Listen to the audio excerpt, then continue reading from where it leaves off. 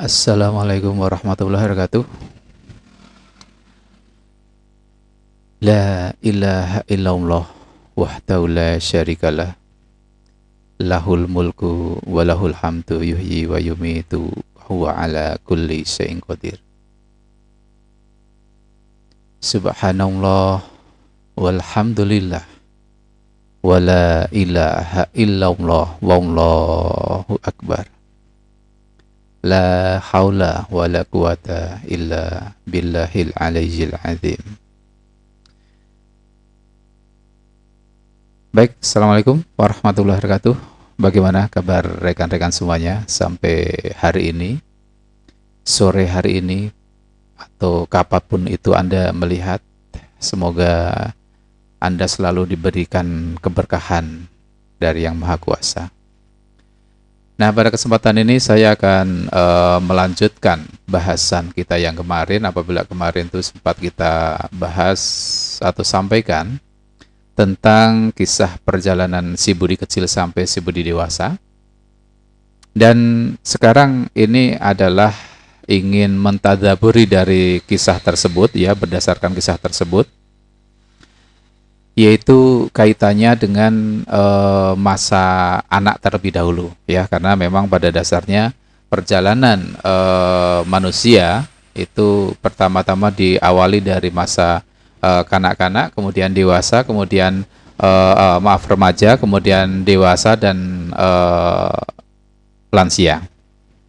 Nah, namun sesuatu yang sangat urgent di dalam sebuah kehidupan manusia yang sangat penting di dalam satu pembentukan karakter dan kepribadian itu adalah pada masa kanak-kanak.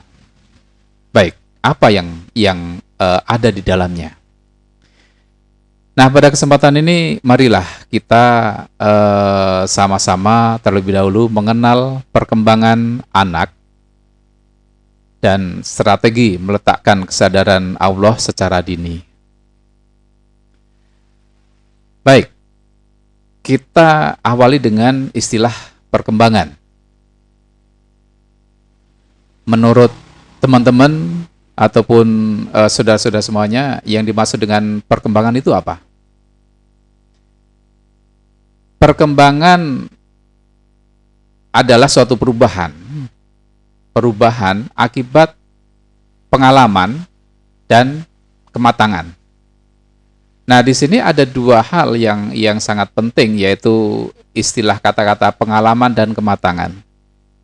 Perlu kita sepakati terlebih dahulu bahwa yang dimaksud dengan pengalaman ini adalah kaitannya dengan interaksi dengan sekitar kita. Artinya anak itu belajar dari lingkungan. Ya, jadi perkembangan ini merupakan suatu perubahan akibat anak itu belajar. Satu. Yang kedua, ada kata-kata kematangan. Nah, kematangan ini adalah berkaitan dengan kemampuan bawaan yang pada dasarnya semua anak itu memilikinya. Hanya kadangkala berbeda tingkat kematangannya itu sendiri. Misalnya bayi baru lahir, kapan dia sudah mulai membuka matanya, mengenal warna, yang tadinya hanya mengenal terang dan gelap saja, kemudian dia mengenal warna, kemudian dia mulai ngoceh, kemudian dia miring, kemudian dia duduk, tengkurap, duduk, dan segala macam. Nah, ini adalah kematangan-kematangan yang perubahan-perubahan yang disebabkan karena kematangan dari individu tersebut, dan semua bayi, semua anak itu mendapatkannya. Hanya memang kadang karena kematangan ini berhubungan dengan genetik, itu ada perbedaan antara satu dan lain anak. Nah, inilah yang nantinya akan menyebabkan satu perbedaan karakter kepribadian dari satu anak ke anak yang lain. Yang satu ibu bisa jadi, satu ayah ataupun satu keluarga bisa jadi berbeda. Karena memang di sana genetik itu mempunyai peranan yang lain, di samping memang tadi pengalaman ataupun pembelajaran tadi. Nah, perubahan yang terjadi ini terjadi sejak pembuahan. Ya, pembuahan kan siklus kehidupan manusia itu diawali dari pembuahan. Manakala sperma ketemu dengan sel telur, kemudian satu sperma yang paling kuat dari sekian ribu sperma yang ada itu membuahi sel telur, dan dia nanti akhirnya tertanam di dalam rahim dan berkembang di sana. Oke, sampai mana? Ya sampai ajal, ya. Perubahan-perubahan itu terjadi sampai ajal, bukan dalam artian bahwa apabila sampai ajal itu maksudnya terus meningkat, ya enggak. Kita perhatikan dalam kehidupan sehari-hari bahwa terjadi kurva naik, kemudian lama-lama akan turun dan hilang. Nah, itu adalah perkembangan. Apa sebetulnya tujuan dari perkembangan ini? Tujuannya adalah untuk mencapai aktualisasi dan realisasi diri, di mana aktualisasi dan realisasi diri ini sangat erat kaitannya dengan masalah nanti terpenuhi kesehatan mental, ya, adanya suatu perubahan-perubahan ataupun hal yang aneh pada mentalnya itu sebetulnya dimulai pada saat ini. Penggunaan tadi ada istilah aktualisasi dan realisasi diri. Emang itu apa? Kedua-duanya hampir sama, hanya nanti ada sedikit perbedaan. Penggunaan dan pemanfaatan secara penuh, yaitu terhadap bakat, kemudian kapasitas, kemudian potensi-potensi yang dimiliki oleh manusia untuk memenuhi kebutuhan diri. Itu adalah makna aktualisasi ataupun realisasi diri. Hanya perbedaannya adalah apabila aktualisasi diri itu ini berkaitan dengan kebutuhan keluar, sosialisasi dan segala macamnya. Namun apabila realisasi diri lebih banyak ke dalam, ya, ke dalam dirinya, kaitannya dengan dalam dan spiritual. Nah, perkembangan masa anak ini merupakan suatu perkembangan yang istilahnya itu dikatakan golden period atau masa emas, di mana masa emas ini merupakan suatu masa yang sangat penting untuk pembentukan karakter dan kepribadian. Sehingga apabila pada saat dewasa seperti kemarin si Budi kecil, dewasa menjadi tertutup, tidak bisa cerita, tidak mau disalahkan. Nah, ini sebetulnya terjadi perkembangannya itu sejak kecil. Nah, inilah yang dikatakan masa emas atau golden period ini. Apabila pada masa anak-anak ini benar-benar difasilitasi dengan baik, maka kemungkinan besar itu akan menjadi pribadi yang baik. Nah, namun tetap di sini interaksi sosial itu dimulai sejak kecil sampai dewasa, ya. Nanti memang karakter dasar ini terbentuk sejak kecil. Namun apakah dewasa bisa berubah? Ya memang apabila sejak kecil itu dia sudah mantap, ini cenderung untuk tidak berubah. Apabila ada sedikit perubahan, dia mampu untuk melakukan filter. Makanya dikatakan ini merupakan masa yang sangat penting atau golden period. Nah, sebetulnya dalam perkembangan ini, kan tadi dikatakan merupakan suatu pengaruh dari pengalaman dan kematangan. Sebenarnya peran keduanya itu apa? Di sini ada 3 faktor penting kaitannya dengan pengalaman dan kematangan. Yang pertama adalah di sana ada keanekaragaman karakter di dalam diri manusia. Ini disebabkan karena proses belajar tadi. Misalnya karakter saya dengan kakak saya itu berbeda. Itu satu keluarga itu. Apalagi karakter saya dengan teman saya yang memang beda keluarga, beda lingkungan, yang satu lingkungan pun bisa berbeda. Karena apa? Karena siklus kehidupan pada saat kakak saya kecil itu tentunya berbeda siklusnya dengan pada saat diri saya itu kecil. Lingkungan, kemampuan ekonomi, kemampuan berinteraksi di dalam sebuah keluarga itu tentunya berbeda. Nah, maka ini disinilah jawaban mengapa karakter seseorang itu bisa berbeda, walaupun itu dalam satu keluarga. Padahal itu satu keluarga yang dikatakan mempunyai genetik yang cenderung sama, karena memang satu keluarga. Sama-sama tidak ada perubahan genetik di sana, namun ternyata berbeda. Nah, ini kaitannya dengan masalah pengalaman dan belajar tadi. Kemudian yang kedua, di sini ada kematangan ya, peran kematangan. Seperti barusan saya sebutkan bahwa kematangan ini berurusan dengan masalah genetik. Apabila satu keluarga memang cenderung sama, genetiknya sama tanpa ada suatu gangguan. Namun apabila ada suatu gangguan genetik, perubahan genetik, ya tentunya akan berbeda. Nah, ini jelas sangat terlihat apabila memang individu tersebut berasal dari keluarga lain yang jelas mempunyai genetik yang berbeda. Dan kadangkala genetik inilah yang menjadi pembatas perbedaan antara satu orang dengan orang yang lain. Memang sama-sama mempunyai tahapan-tahapan secara kematangan tadi, ya, dari dia mulai mengenal warna, dia mulai miring, kemudian tengkurap, merangkak, jalan, dan selanjutnya. Namun ini adalah berkaitan dengan masalah genetik. Nah, kemudian yang ketiga, di dalam perkembangan atau perkembangan itu sendiri terdapat jadwal tertentu yang sangat khusus berkaitan dengan hal ini adalah berkaitan dengan kesiapan si individu itu. Jadi jelas apabila di sana itu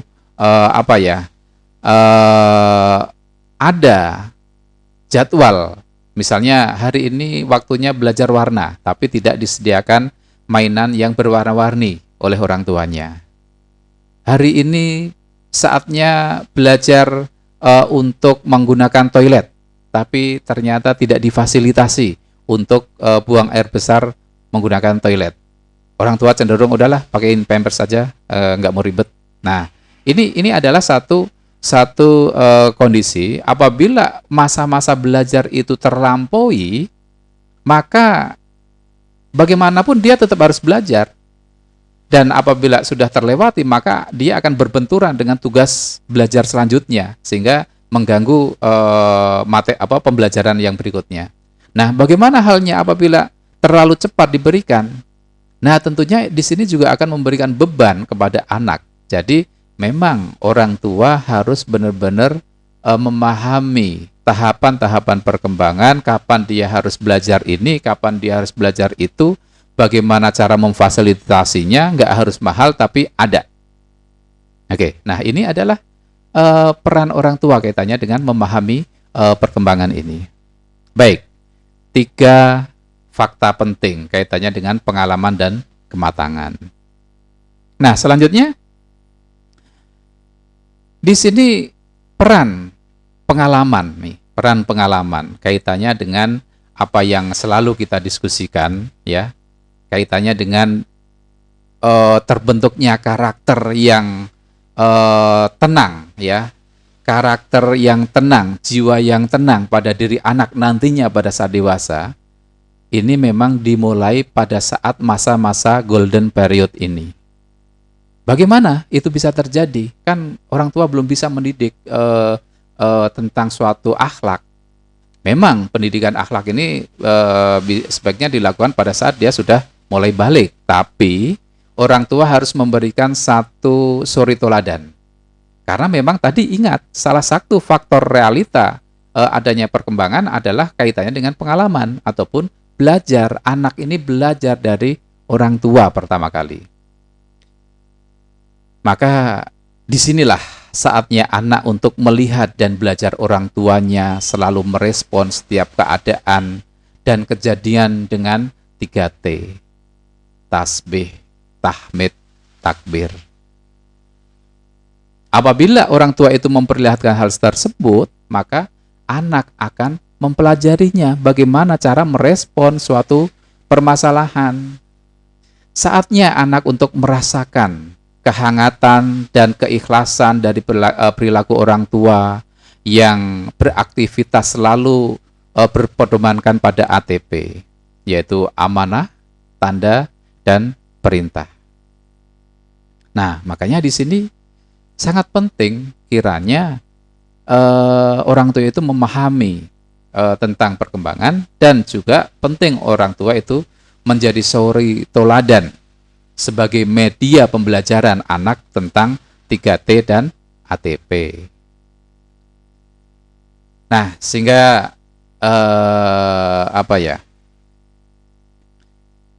itu harus menjadi bahan yang sangat-sangat penting bagi seorang orang tua yang untuk memahami tentang sadar Allah. Selanjutnya kaitannya dengan pemahaman orang tua tentang masalah perkembangan ini. Mengapa juga penting difahami yang selama ini orang tua tidak memahami kaitannya dengan tugas perkembangan. Masing-masing umur mempunyai tugas perkembangan yang berbeda-beda sesuai dengan kemampuan anak. Tentunya anak umur 1 tahun berbeda kemampuannya dengan anak umur 6 bulan.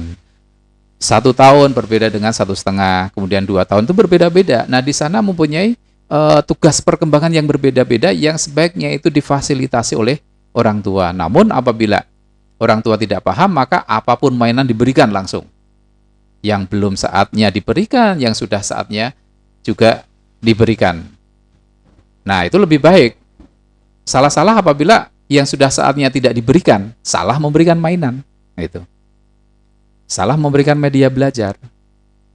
Tentunya seperti tadi yang saya katakan, diajarkan sebelum waktunya ini akan membebani anak itu, diajarkan setelah lewat waktunya juga akan membebani tugas dia pada tahap perkembangan selanjutnya. Baik, selanjutnya kaitannya dengan tadi, orang tua menjadi suri tauladan tadi. Apa yang harus dipelajari anak dengan 3T dan ATP? Tentunya perilaku, sikap, menerima itu bisa dibaca. Ya, ketenangan pada saat menerima itu bisa dibaca. Orang yang gerubyuk-gerubyuk, resah, anak akan mempelajari. Dia pun akan ikut seperti itu. Tapi orang tua yang menerima dengan dampak ketenangan itu akan dibaca oleh anak. Selalu berterima kasih. Terima kasih kepada sesama, terima kasih kepada Sang Pencipta. Ini pun juga akan dibaca oleh anak.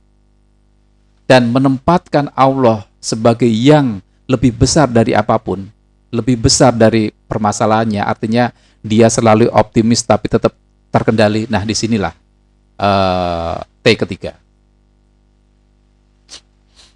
Nah, kemudian bagaimana dengan amanah? Tentunya semua adalah apa yang dia terima, apa yang dia jalani itu adalah amanah Allah, maka akan terhindar dari keluh kesah. Tentunya apabila orang sudah setiap hari ngeluh saja, tentu mimik wajah pasti berbeda. Namun apabila ini dianggap sebagai amanah, tentu ketenangan wajah itu dapat dilihat oleh anak. Selalu pasrah dari awal sampai akhir, semua amanah tentu diikuti oleh petunjuk, ya. Jadi ketenangan ini dia meyakini bahwa ini adalah amanah dan pasti Allah memberikan petunjuk bagaimana cara dia untuk menjalankan amanah tersebut. Nah, sekarang kita lihat kasus kemarin. Kasus kemarin merupakan suatu gambaran, ya, gambaran satu di antara sekian banyak yang terjadi. Dan ini banyak dialami oleh anak-anak. Orang tua yang cenderung lompat pada konsep malik, ya, dalam bahasan kita yang kemarin yang terakhir, yang pada sesi terakhir itu adalah konsep Rob, Malik, dan Ilah. Nah, ini orang tua langsung masuk ke Malik. Ke dalam suatu struktur, saya adalah ayahmu. Yang namanya ayah itu harus dihormati, harus diikuti. Kamu nggak boleh protes. Nah, ini adalah masuk dalam struktur. Dia lupa untuk kaitannya dengan Rob. Dia lupa peran orang tua itu untuk menjadi pengayom, pelindung, itu dia lupa. Padahal yang diperlukan pada saat tadi golden period ini adalah tahap yang pertama tadi, pengayom, pelindung, kenyamanan untuk bisa mengaktualisasikan dan merealisasikan diri tadi, untuk bisa mencapai, untuk bisa memanfaatkan potensi-potensi kemampuan yang dia miliki untuk menunjukkan dirinya, dia lupa. Ingat cerita kemarin, dia membuat si Budi kecil ini membuat satu mainan, tapi bukannya pujian, sanjungan yang dia dapat, penghargaan, support yang dia dapat, tapi justru hukuman yang dia dapat. Akibat apa? Akibat sebuah paku yang apabila dinilai harga, ya berapa paku itu. Nah, ini. Namun mungkin orang tua yang si Budi itu kemarin bukan melihat harga, tapi melihat apa perilaku anak bahwa dia tidak minta izin. Nah, di sana ini merupakan suatu bahan renungan ya, yang harus kita pikirkan. Nah, kemudian waktu interaksi yang sangat pendek memungkinkan memang terjadi kemandirian pada diri anak, yaitu pada si Budi kecil itu. Tapi kehilangan suri toladan sehingga harus mencari sendiri, inilah yang agak rawan. Dia mencarinya sesuai tidak. Walaupun dia mencari dari orang tua, namun apabila orang tua itu belum mengenalkan atau belum kenal konsep 3T dan ATP, tentunya dia akan mempelajari sesuatu yang kurang pas. Ya, wajar gitu. Nah, sehingga ini merupakan suatu berkah yang sangat besar bagi kita semua sebagai orang tua yang sudah mengenal tentang sadar Allah, 3T, dan ATP. Kemudian pada kasus kemarin juga si Budi kecil ini kehilangan rangsangan untuk belajar sebagai usaha untuk aktualisasi diri dan realisasi diri. Nah, ini bahan renungan yang memang kita harus harus pikirkan baik-baik. Semoga bermanfaat. Untuk selanjutnya kita nanti akan diskusi lebih panjang apabila ada yang bertanya kaitannya dengan hal ini. Namun apabila tidak ada, kita akan melanjutkan pada pembahasan remaja dan dewasa. Baik, terima kasih atas perhatiannya. Dan sampai sini saya akhiri. Assalamualaikum warahmatullahi wabarakatuh.